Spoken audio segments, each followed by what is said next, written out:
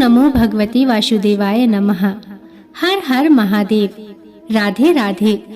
मेरी सभी माताओं, बहनों और भाई बंधुओं को शरद पूर्णिमा की हार्दिक शुभकामनाएं। आप सभी का भारतीय वनिनी चैनल में स्वागत है। भक्तों, शास्त्रों के अनुसार माता लक्ष्मी का जन्म शरद पूर्णिमा के दिन हुआ था, इसलिए देश के कई हिस्सों में शरद पूर्णिमा के दिन लक्ष्मी जी का पूजन किया जाता है। नारद पुराण के अनुसार शरद पूर्णिमा की मध्यरात्रि में देवी महालक्ष्मी अपने वाहन उल्लू पर बैठकर अपने कर कमलों में वर और अभय के लिए पृथ्वी लोक में विचरण करती हैं और मन ही मन संकल्प करती हैं कि इस समय भूतल पर कौन जाग रहा है। इसलिए इस पर्व को कुछ राज्यों में कोजागर, कोजागरी या कोजागिरी पूर्णिमा के नाम से भी जाना जाता है, जिसका शाब्दिक अर्थ होता है कौन जाग रहा है। इस प्रकार प्रतिवर्ष किया जाने वाला यह कोजागर व्रत लक्ष्मी जी को संतुष्ट करने वाला है। जो इस रात में जागकर माँ लक्ष्मी की उपासना करते हैं, माँ लक्ष्मी उन पर असीम कृपा करती हैं। प्रतिवर्ष किया जाने वाला यह व्रत लक्ष्मी जी को संतुष्ट करने वाला है। मान्यता है कि भगवान श्री कृष्ण और राधा की अद्भुत और दिव्य रास लीलाओं का आरंभ भी शरद पूर्णिमा के दिन ही हुआ था।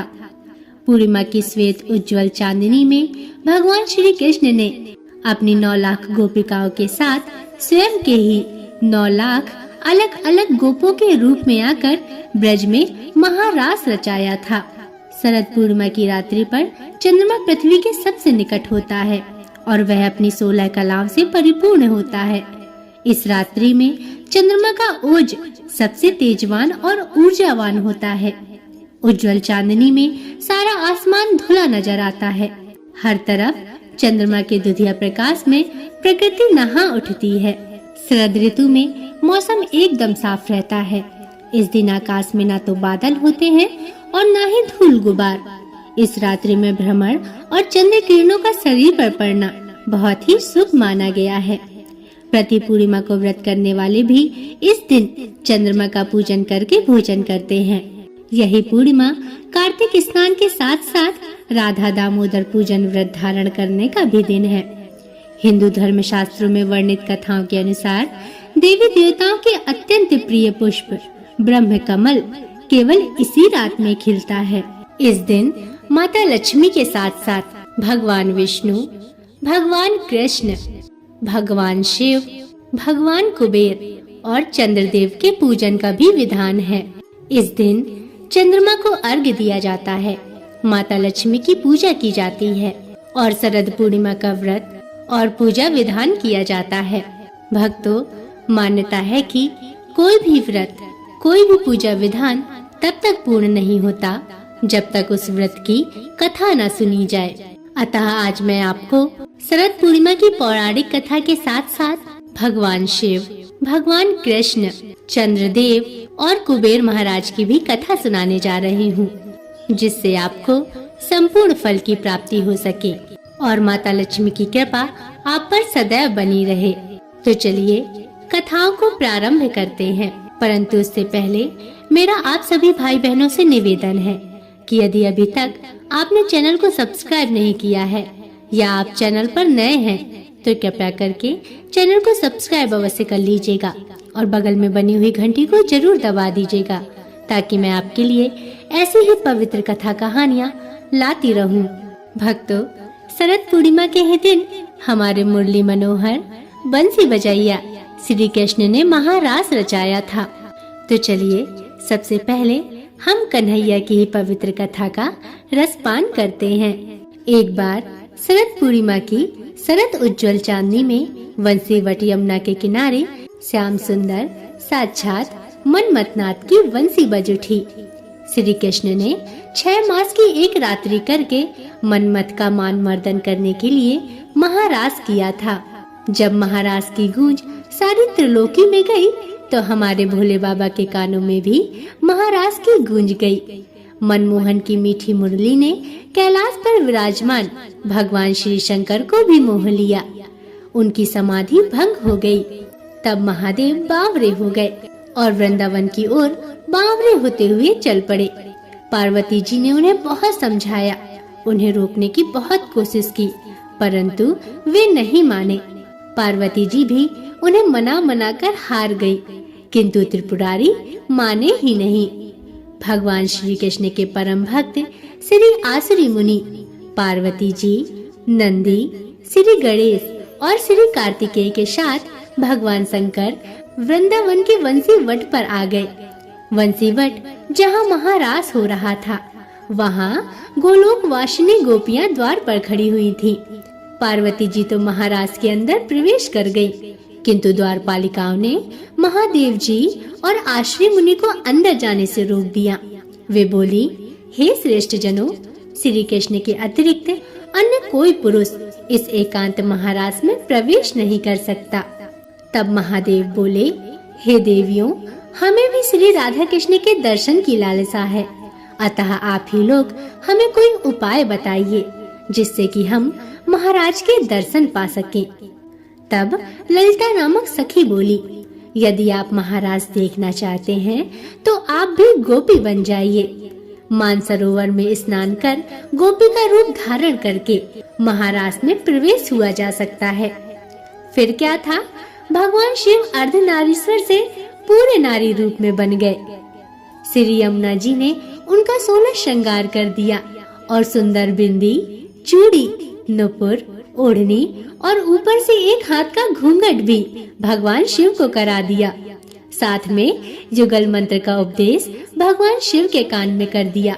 भगवान महादेव प्रसन्न मन से गोपी वेश में महाराज में प्रवेश कर गए। महाराज में अंदर जाने के बाद शिव जी मोहिनी वेश में मोहन की रास स्थली में गोपियों के मंडल में मिलकर अतृप्त नेत्र से विश्व मोहन और रूप माधुरी का पान करने लगे।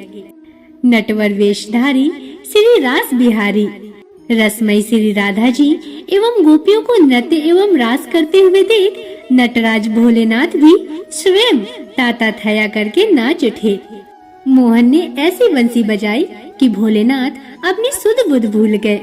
परंतु बनवारी से क्या कभी कुछ छिपा है?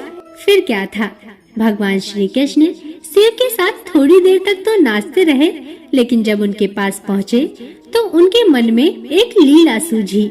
उन्होंने सोचा कि रास के बीच में थोड़ा हास परिहास हो जाए तो रास का आनंद 2 गुना हो जाएगा।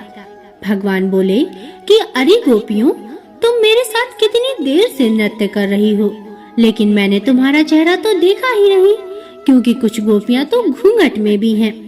इस पर गोपियां बोली, प्यारे, आपसे क्या छुपा है, आप हमारा चेहरा अभी देख लीजिए। लेकिन जब भगवान शंकर ने यह सुना तो वे मन ही मन विचार करने लगे कि कन्हैया को ये रास के बीच में आखिर क्या सूझ गया। अच्छा भला तो रास चल रहा था, मुख देखने की क्या आवश्यकता पड़ गई। लगता है आज कन्हैया मेरी फजीहत करके ही मानेंगे। इधर दूसरी ओर भगवान कृष्ण बोले, गोपियों, तुम सब एक क्रम में खड़ी हो जाओ, मैं तुम सबका एक एक करके दर्शन करूंगा। भगवान शिव ने सोचा, अब तो काम बन गया, यहाँ तो लाखों करोड़ों गोपियाँ हैं, मैं सबसे अंत में जाकर खड़ा हो जाऊंगा। कन्हैया मुख देखते देखते थक जाएगा और मेरा मुख देखने का अवसर ही नहीं पाएगा। सभी गोपियाँ एक कतार में खड़ी हो गईं और अंत में भगवान शिव जाकर खड़े हो गए। जब कन्हैया की दृष्टि अंत में पड़ी तो कन्हैया बोले, मुख देखने की शुरुआत मैं इस ओर से नहीं बल्कि अंत से करूंगा। जब भगवान शिव ने यह सुना तो वे सोच में पड़ गए कि यदि कन्हैया ने यहाँ से मुख देखना शुरू किया तो पहला नंबर तो मेरा ही आएगा। भगवान शिव दौड़कर दूसरी ओर जाने लगे तो भगवान कृष्ण गोपियों से बोले, गोपियों, मैं सभी गोपियों का मुख दर्शन बाद में करूंगा, परंतु इस गोपी का मुख दर्शन सबसे पहले करूंगा जो मुख दिखाने में इतनी लाज शर्म कर रही है। इतना कहकर कन्हैया दौड़े और दौड़कर भगवान शिव को पकड़ लिया और घूंघट ऊपर किया और कहने लगे, आओ गोपेश्वर आओ, आपकी जय हो।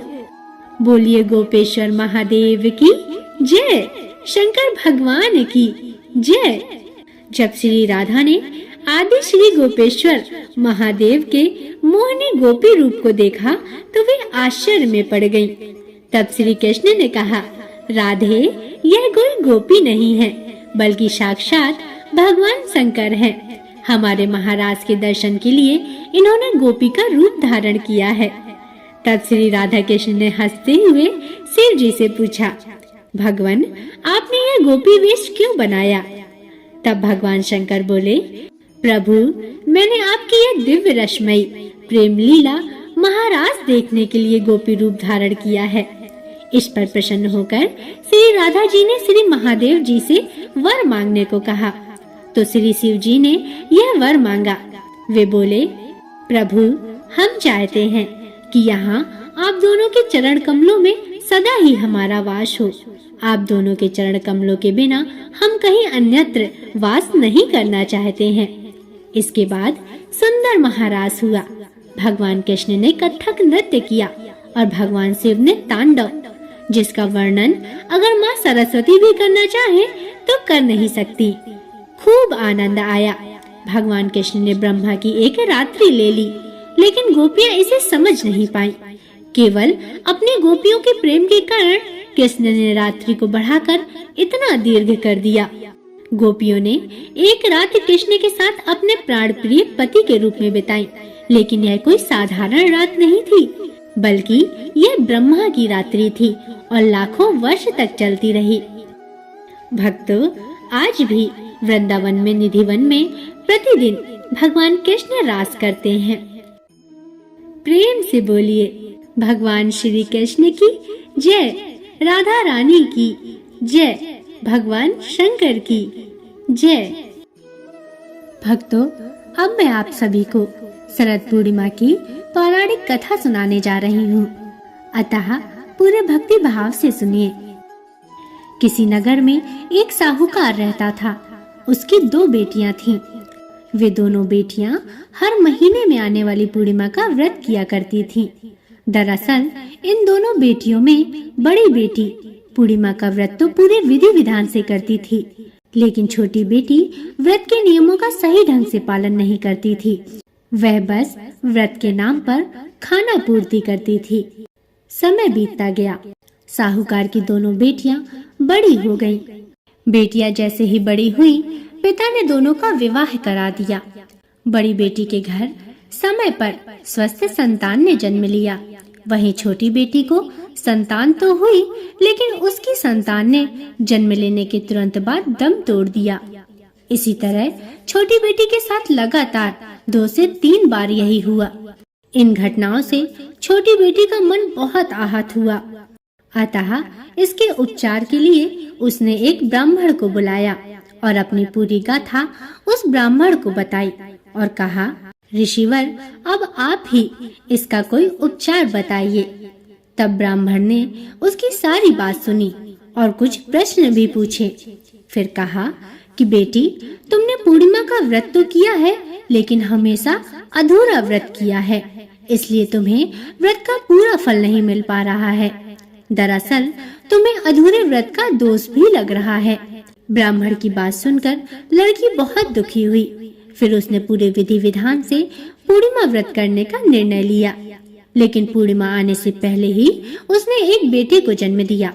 फिर से जन्म लेने के साथ ही उसके बेटे की मृत्यु हो गई। हर बार ऐसी घटना से साहूकार की छोटी बेटी बहुत दुखी हुई। उसने अपने बेटे के शव को एक पीढ़े पर रखा और उसे एक कपड़े से इस प्रकार ढका कि किसी को पता ना चले कि यहाँ शव रखा हुआ है।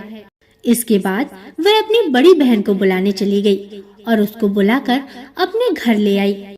छोटी बहन ने बड़ी बहन को उसी पीढ़े में बैठने के लिए कहा।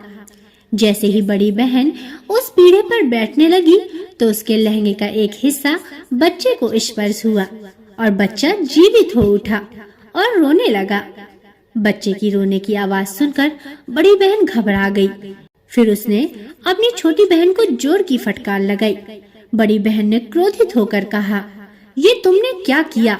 क्या तुम मुझ पर इस बच्चे की हत्या का कलंक लगाना चाहती हो?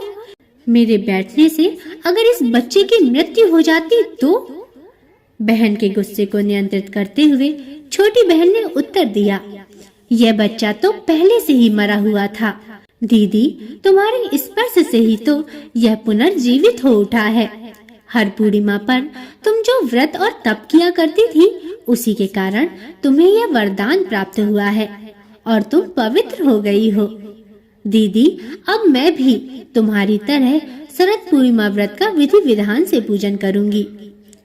तभी से साहूकार की छोटी बेटी ने भी पूर्णिमा व्रत नियम अनुसार करने लगी। इसके बाद इस व्रत के महत्व और फल का प्रचार पूरे नगर में प्रसिद्ध हुआ और पूरे नगर में पूर्णिमा व्रत के लिए आस्था में वृद्धि हुई। हे माता लक्ष्मी, हे भगवान विष्णु, जिस प्रकार आपने साहूकार की बेटी की कामना पूरी करी और उसे सौभाग्य प्रदान किया, उसी प्रकार इस कथा को सुनने वाले, सुनाने वाले और हुंकार भरने वाले सभी पर अपनी कृपा बनाए रखना, सभी का कल्याण करना। भक्तों, अब मैं आपको भगवान शिव और माता पार्वती की पौराणिक कथा सुनाने जा रही हूँ, अतः पूरे भक्ति भाव से सुनिए। पुराने समय की बात है। अनेक रत्नों से परिपूर्ण कार्तिका नाम की एक नगरी थी। वहाँ धनेश्वर नाम का एक ब्राह्मण रहता था और उसकी स्त्री अति सुशील और रूपवती थी। दोनों ही उस नगर में बड़े प्रेम से रहते थे। उनके घर में धन धान्य आदि की कोई कमी नहीं थी, परंतु उनको एक बड़ा दुख था कि उनको कोई संतान नहीं थी, जिस वजह से वे बहुत ही दुखी रहते थे। एक दिन की बात है, एक बड़ा तपस्वी योगी उस नगरी में आया। वह योगी सभी घरों से भिक्षा मांगकर भोजन किया करता था, लेकिन उस ब्राह्मण के घर से भिक्षा नहीं लिया करता था। एक दिन योगी गंगा किनारे भिक्षा मांगकर प्रेम पूर्वक खा रहे थे कि धनेश्वर ने योगी को यह सब करते देख लिया। अपनी भिक्षा के अनादर से दुखी होकर धनेश्वर योगी से बोले, हे भगवान, आप सभी घरों से भिक्षा लेते हैं, परंतु मेरे घर से भिक्षा कभी नहीं लेते, इसका क्या कारण है? तब योगी बोले, हमारा धर्म हमें इस बात की आज्ञा नहीं देता, क्योंकि अभी आप गृहस्थ जीवन में एक सुख से वंचित हैं। आपके घर संतान होने पर मैं आपके घर से भी भिक्षा स्वीकार कर लूंगा। उन्होंने कहा कि जिसे संतान नहीं है, उसके घर से भिक्षा लेने से मेरे भी पतित होने का भय है। धनेश्वर यह सब बात सुनकर बहुत दुखी हुआ और हाथ जोड़कर योगी के पैरों पर गिर पड़ा तथा दुखी मन से कहने लगा, हे भगवान, आप मुझे संतान प्राप्ति के उपाय बताइए। आप सर्वज्ञ हैं, मुझ पर अवश्य ही कृपा कीजिए। मेरे घर में धन की कोई कमी नहीं है, लेकिन मैं संतान न होने के कारण अत्यंत दुखी हूँ। आप मेरे इस दुख का हरण कीजिए। यह सुनकर योगी कहने लगे, तुम चंडी की आराधना करो। योगी की बात सुनकर घर पहुंचकर धनेश्वर ने सारी बात अपनी पत्नी को बताई और खुद वन में चला गया। वन में पहुंचकर उसने चंडी की आराधना और उपवास किया। 16 दिन बाद चंडी ने उसको स्वप्न में दर्शन दिए और कहा, हे धनेश्वर, जा, तेरे पुत्र होगा, लेकिन उसकी आयु सिर्फ 16 वर्ष होगी। 16 वर्ष की आयु होते ही उसकी मृत्यु हो जाएगी। परंतु अगर तुम दोनों स्त्री पुरुष 32 पूर्णिमाओं का व्रत करोगे तो वह दीर्घायु हो जाएगा। तुम्हारी जितनी सामर्थ्य हो उतने आटे के दिए जलाकर शिव जी का पूजन करना, लेकिन पूर्णमासी 32 ही होनी चाहिए। सुबह होते ही तुम्हें उस स्थान के पास एक आम का पेड़ दिखाई देगा। उस पर चढ़कर एक फल तोड़कर अपने घर ले जाना। अपनी स्त्री को इस बारे में सब कुछ बता देना। सुबह स्नान होने के बाद वह स्वच्छ होकर शंकर जी का ध्यान करके उस फल को खा ले, तब शंकर जी की कृपा से उसको गर्भ हो जाएगा। भक्तों, जब ब्राह्मण सुबह उठा तो उसे उस स्थान पर आम का पेड़ दिखाई दिया और वह उससे फल तोड़ने के लिए चढ़ा, लेकिन वह पेड़ पर चढ़ नहीं पा रहा था। यह देखकर उसे बड़ी चिंता हुई। उसने भगवान गणेश की उपासना की और कहा, हे दयानिधे, आप भक्तों के विघ्नों का नाश करके उनके मंगल कार्य को करने वाले हैं। दुष्ट का नाश करने वाले, रिद्धि सिद्धि देने वाले, आप मुझे इतना बल दे कि मैं अपनी मनोकामना पूरी कर सकूं। इसके बाद वह पेड़ से फल तोड़कर अपनी पत्नी के पास पहुंचा उसकी पत्नी ने अपने पति के कहे अनुसार उस फल को खा लिया और वह गर्भवती हो गई। देवी की कृपा से उसे बहुत ही सुंदर पुत्र हुआ। उसका नाम उन्होंने देवीदास रखा। देवीदास माता पिता के हर्ष और शोक के साथ बढ़ने लगा। भगवान की कृपा से बालक बहुत ही सुंदर था, सुशील और पढ़ाई लिखाई में भी निपुण था।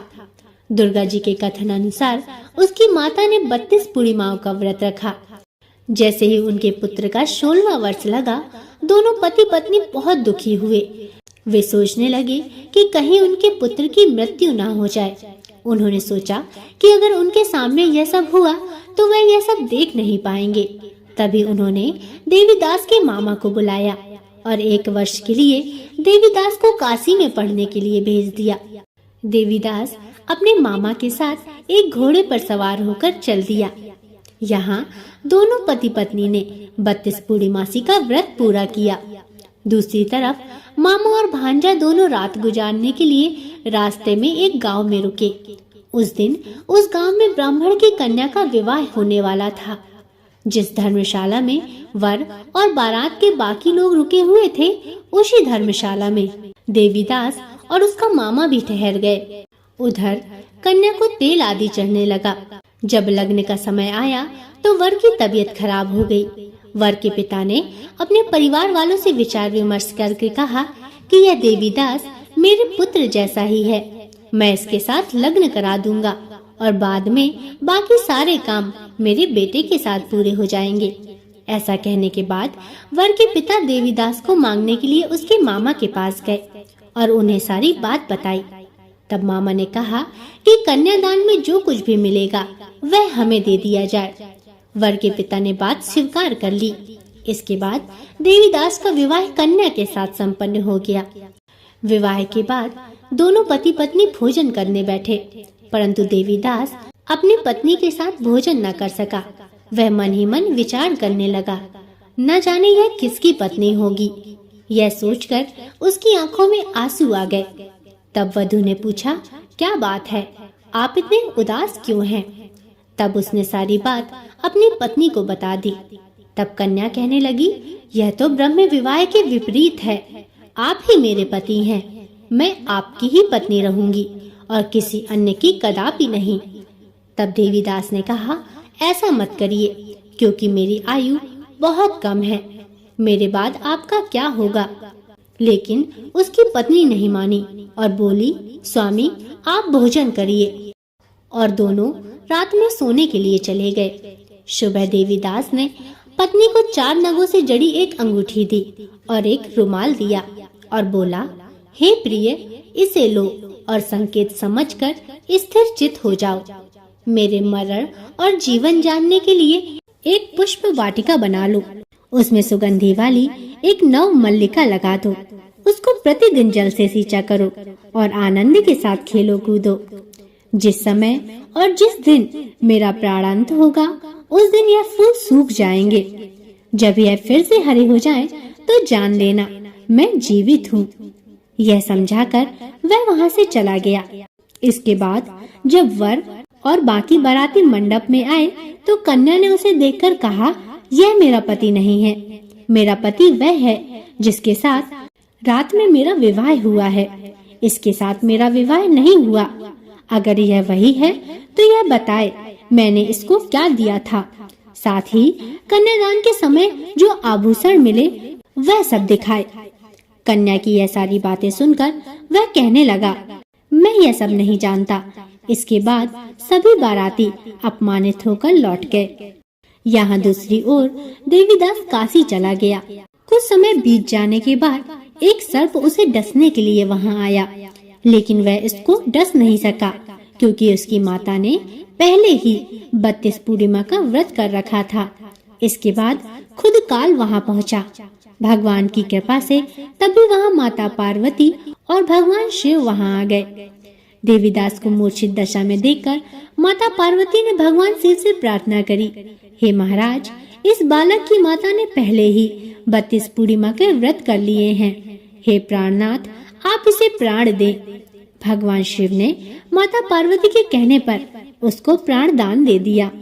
उधर उसकी पत्नी उसके काल की प्रतीक्षा कर रही थी। उसकी पत्नी ने जाकर देखा कि पुष्प और पत्र दोनों ही नहीं हैं, तो उसको बहुत आश्चर्य हुआ। और जब उसने देखा कि पुष्प वाटिका फिर से हरी हो गई, तो वह समझ गई कि उसका पति जिंदा और सुरक्षित है। इसके बाद वह बहुत ही प्रसन्न होकर अपने पिता से कहने लगी, पिताजी, मेरे पति जीवित हैं, आप उनको ढूंढिए। इधर दूसरी ओर जब 16वां वर्ष व्यतीत हो गया, तो देवीदास भी अपने मामा के साथ काशी चल दिया। इधर उसकी पत्नी के परिवार वाले उन्हें ढूंढने के लिए जा ही रहे थे कि उन्होंने देखा कि देवीदास और उसके मामा उधर ही आ रहे थे।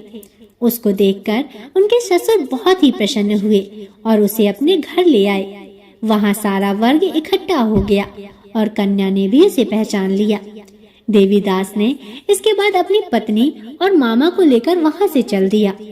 उसके ससुर ने भी उसे बहुत सा धन दहेज दिया। जब वह अपने घर की तरफ चलकर आ रहा था, तो उसके माता पिता को लोगों ने खबर दी कि तुम्हारा पुत्र देवीदास अपनी पत्नी और मामा के साथ आ रहा है।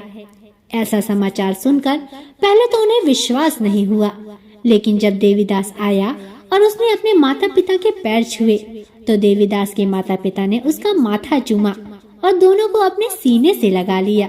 अपने बेटे बहू के आने की खुशी में धनेश्वर ने बहुत दान दक्षिणा करी और ब्राह्मणों को भोजन करवाया। हे माँ पार्वती, हे भगवान शिव, जिस प्रकार आपने धनेश्वर पर कृपा करी, उसके संतान की सुरक्षा करी, ऐसी इस कथा को सुनने वाले, कहने वाले और हुंकार भरने वाले सभी पर करना, सभी का कल्याण करना। जय माँ पार्वती, जय भगवान शंकर। भक्तों, जैसा कि हम जानते हैं कि माँ लक्ष्मी धन की देवी हैं और हमारा जीवन धन धान्य से परिपूर्ण रहे, इसके लिए हम माता लक्ष्मी की उपासना और आराधना करते हैं। परंतु मान्यता है कि माता लक्ष्मी की पूजा भगवान कुबेर के बिना अधूरी मानी जाती है, क्योंकि भगवान कुबेर को धन के देवता का पद प्राप्त है और धन संपत्ति के लिए उनकी पूजा माता लक्ष्मी के साथ अवश्य की जाती है। आइए जानते हैं कि भगवान कुबेर को कैसे धन के देवता का पद प्राप्त हुआ और क्यों उन्हें पूजा जाता है माता लक्ष्मी के साथ। पौराणिक कथाओं के अनुसार भगवान कुबेर पूर्व जन्म में एक गुणनिधि नाम के गरीब ब्राह्मण थे। बचपन में उन्होंने अपने पिता से धर्मशास्त्र की शिक्षा ली, लेकिन गलत संगत में आने के कारण उन्हें जुआ खेलने और चोरी की लत लग गई। गुणनिधि की इन हरकतों से परेशान होकर उनके पिता ने उन्हें घर से बाहर निकाल दिया। घर से निकाले जाने के बाद उनकी हालत दयनीय हो गई और वह लोगों के घर जाकर भोजन मांगने लगे। एक दिन गुणनिधि भोजन की तलाश में गांव-गांव भटक रहे थे, लेकिन उन्हें उस दिन किसी ने भोजन नहीं दिया। इसके बाद गुणनिधि भूख और प्यास से परेशान हो गए। भूख और प्यास के कारण गुणनिधि भटकते भटकते जंगल की ओर निकल पड़े। जंगल में उन्हें कुछ ब्राह्मण भोग की सामग्री ले जाते हुए दिखाई दिए। भोग की सामग्री देख गुणनिधि की भूख और भी ज्यादा बढ़ गई और खाने के लालच में वे ब्राह्मणों के पीछे पीछे चल दिए। ब्राह्मणों का पीछा करते करते गुणनिधि एक शिवालय आ पहुँचे, जहाँ उन्होंने देखा कि ब्राह्मण भगवान शिव की पूजा कर रहे थे और भगवान शिव को भोग अर्पित कर भजन कीर्तन में मग्न हो गए। गुणनिधि शिवालय में भोजन चुराने की ताक में बैठे हुए थे। उन्हें भोजन चुराने का मौका रात में तब मिला जब भजन कीर्तन समाप्त कर सभी ब्राह्मणगण सो गए थे। तब गुणनिधि दबे पांव भगवान शिव की प्रतिमा के पास जा पहुँचे, लेकिन वहाँ पर इतना अंधेरा था कि उन्हें कुछ भी दिखाई नहीं दे रहा था। इसलिए उन्होंने एक दीपक जलाया, लेकिन वह दीपक हवा के कारण बुझ गया और यह क्रम बार बार चलता रहा। अंत में वे वहाँ से भोग का प्रसाद चुराकर भागने की कोशिश करने लगे। भागते समय एक ब्राह्मण ने उन्हें देख लिया और वह चोर चोर कहकर चिल्लाने लगा। गुणनिधि वहाँ से जान बचाकर भाग निकले, लेकिन फिर नगर के रक्षकों का निशाना बन गए। भोजन चुराकर भागते समय गुणनिधि की मौत हो गई, लेकिन अनजाने में उनसे महाशिवरात्रि के व्रत का पालन हो गया था, जिसके कारण वह उस व्रत के शुभ फल के हकदार बन गए थे। अनजाने में महाशिवरात्रि के व्रत का पालन हो जाने की वजह से गुणनिधि अगले जन्म में कलिंग देश के राजा बने। अपने इस जन्म में गुणनिधि भगवान शिव के परम भक्त हुए थे। वह सदैव भगवान शिव की भक्ति में खोए रहते थे। उनकी इस कठिन तपस्या और भक्ति को देखकर भगवान शिव उन पर प्रसन्न हुए। यह भगवान शिव की ही माया थी, जिसके कारण एक गरीब ब्राह्मण धन के देवता कुबेर कहलाए और संसार में पूजनीय बन गए। भक्तों, शरद पूर्णिमा के दिन चंद्रमा अपनी 16 कलाओं से परिपूर्ण होता है। इस दिन हमें माता लक्ष्मी के साथ साथ चंद्रमा की भी पूजा करनी चाहिए। चंद्रमा को गाय का दूध का अर्घ देना चाहिए और खीर बनाकर उसे चंद्रमा की रोशनी में रात्रि में रख देना चाहिए और सुबह प्रातः काल उसे ग्रहण करना चाहिए। मान्यता है कि शरद पूर्णिमा की रात्रि को चंद्रमा की किरणों में औषधीय गुण होते हैं, जो कि जीवन को अमृतमय बना देते हैं। तो आइए जानते हैं चंद्रदेव से जुड़ी एक रोचक कथा। मत्स्य एवं अग्नि पुराण के अनुसार जब ब्रह्मा जी ने सृष्टि रचने का विचार किया तो सबसे पहले अपने मानसिक संकल्प से मानस पुत्रों की रचना की। उनमें से एक मानस पुत्र ऋषि अत्रि का विवाह ऋषि कर्दम की कन्या अनुसुईया से हुआ, जिससे दुर्वासा, दत्तात्रेय व सोम 3 पुत्र हुए। सोम चंद्र का ही एक नाम है। पद्म पुराण में चंद्र के जन्म का अन्य वृत्तांत दिया गया है। ब्रह्मा ने अपने मानस पुत्र अत्रि को सृष्टि का विस्तार करने की आज्ञा दी। महर्षि अत्रि ने अनुत्तर नाम का तप आरंभ किया।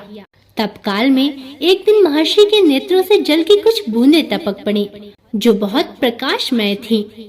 तब दिशाओं ने स्त्री के रूप में आकर पुत्र प्राप्ति की कामना से उन बूंदों को ग्रहण कर लिया, जो उनके उदर में गर्भ रूप में स्थित हो गया।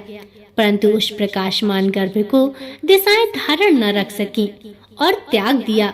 उस त्यागे हुए गर्भ को ब्रह्मा ने पुरुष रूप दिया, जो चंद्रमा के नाम से प्रख्यात हुए। देवताओं, ऋषियों व गंधर्वों आदि ने उनकी स्तुति की। उनके ही तेज से पृथ्वी पर दिव्य औषधियां उत्पन्न हुई। ब्रह्मा जी ने चंद्र को नक्षत्र, वनस्पतियों, ब्राह्मण व तप का स्वामी नियुक्त किया। स्कंद पुराण के अनुसार जब देवों और दैत्यों ने क्षीर सागर का मंथन किया था तो उसमें से 14 रत्न निकले थे। चंद्रमा उन्हीं 14 रत्नों में से एक है, जिसे लोक कल्याण हेतु उसी मंथन से प्राप्त कालकूट विष को पी जाने वाले भगवान शंकर ने अपने मस्तक पर धारण कर लिया। भक्तों, प्रेम से बोलिए माता लक्ष्मी की जय, भगवान विष्णु की जय, माता पार्वती की जय, भगवान शंकर की जय। भक्तों, यह थी माता लक्ष्मी, भगवान कृष्ण, भगवान शिव, कुबेर और चंद्रदेव की कथा। आशा करती हूँ आपको कथाएं पसंद आई होंगी। अगर इसमें कोई त्रुटियां हों तो मुझे क्षमा करें और कमेंट में हमें जरूर बताएं कि आपको कथाएं कैसी लगी। और ऐसे ही पवित्र कथा कहानियों के लिए हमारे चैनल को सब्सक्राइब अवश्य करें और कमेंट में लिखना ना भूलें। हर हर महादेव, जय भगवान विष्णु, जय माता लक्ष्मी। आप सभी को एक बार फिर शरद पूर्णिमा की हार्दिक शुभकामनाएं। अब अगले वीडियो तक के लिए नमस्कार।